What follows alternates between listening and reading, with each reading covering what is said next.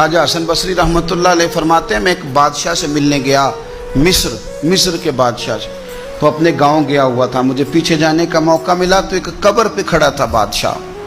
پہلے حسین و جمیل عورتیں آئیں، کچھ دیر قبر پہ کھڑی رہیں، پھر وہ چلی گئی. پھر اس کے بعد بڑے بڑے علماء آئے، قبر پہ کھڑے ہوئے چلے گئے. پھر بڑے فوجی آئے، جرنیل آئے اسلحے کے ساتھ، قبر پہ کھڑے ہوئے چلے گئے.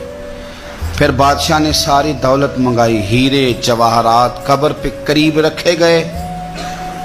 پھر بادشاہ آیا، اس نے اپنے سر سے پگڑی اتاری، قبر کے پیروں والی سائیڈ پہ رکھ کے وہ کھول کے رویا. پھر دور ایک کونے میں ہٹ کے سجدے میں گرا.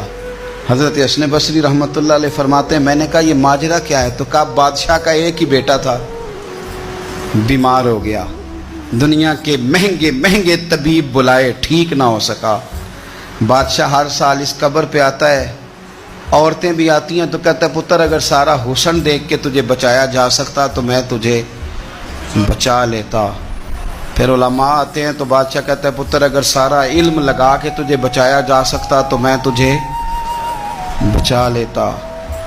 پھر سارے فوجی آتے ہیں تو بادشاہ کہتا ہے پتر اگر ساری طاقت لڑا کے بچایا جا سکتا تو میں تجھے بچا لیتا. پر ہیرے جواہرات رکھ کے کہتا ہے پتر میں ساری دولت قربان کر دیتا پر تجھے جانے نہ دیتا. پھر وہ سر سے تاج اتار کے قبر پہ رکھ کے کہتا پتر میں بادشاہ ہوں، میں حکومت کی پرواہ نہ کرتا، مانگ کے روٹی کھا لیتا، لیکن حکومت دے کے تجھے بچایا جا سکتا تو میں تجھے.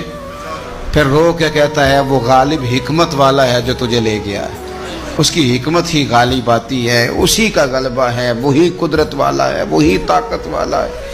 کوئی اس کے دربار میں اس کے اذن کے بغیر دم مارنے کی جرت نہیں رکھتا.